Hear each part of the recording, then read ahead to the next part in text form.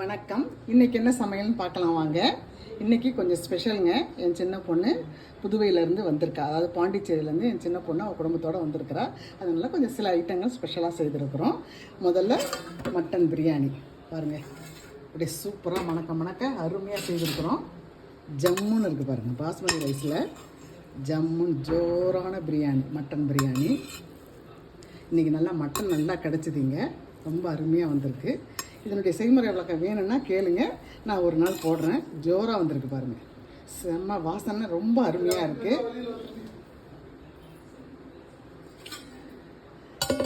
அடுத்து white rice, எப்பயும் போல் தூயமல்லி அரிசி பலன்னு வடித்து வச்சுருக்கோம். அப்புறம் இந்த பிரியாணிக்கு சைட் டிஷ்ஷாக ரைத்தா.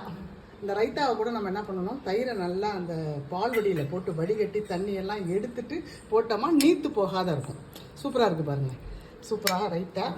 அடுத்து கத்திரிக்காய், பாய் வீட்டில் செய்கிற கத்திரிக்காய் எவ்வளோ அருமையாக செய்திருக்கோம் பார்த்தீங்களா. இது என் பேரனுக்கு ரொம்ப பிடிக்கும், அதனால் இதையும் செய்திருக்கோம்.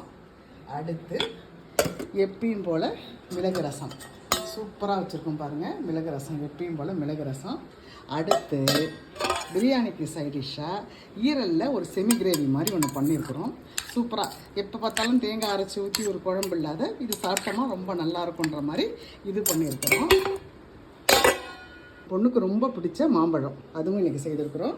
இப்போ நம்ம எப்படி சர்வ் பண்ணுறதுன்றது தட்டில் கொஞ்சம் பிளேட்டில் வச்சுக்கலாம். முதல்ல பிரியாணி கொஞ்சமாக வச்சுக்கலாம். சூப்பரான மணக்க மட்டன் பிரியாணி ரொம்ப அருமையாக வந்திருக்கு, ரொம்ப சூப்பராகவும் இருக்குது.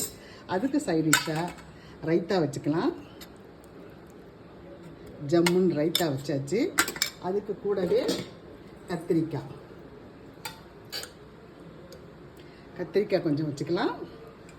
அதோட இந்த ஈரல் செமி கிரேவி சொன்னேன் இல்லைங்களா, சூப்பராக செய்திருக்கிறோம். அது 2 பீஸ் வச்சுக்கலாம். அது கூடவே 2 துண்டு மாம்பழம். இதை சாப்பிட்டுட்டு தேவைப்பட்டால் ஒயிட் ரைஸும் ரசமும் எடுத்துக்கலாம். இதுதான் இன்றைக்கி எங்கள் வீட்டு சமையல். பிடிச்சிருந்தால் லைக் பண்ணுங்கள், ஷேர் பண்ணுங்கள், கமெண்ட் பண்ணுங்கள். தேங்க்யூ.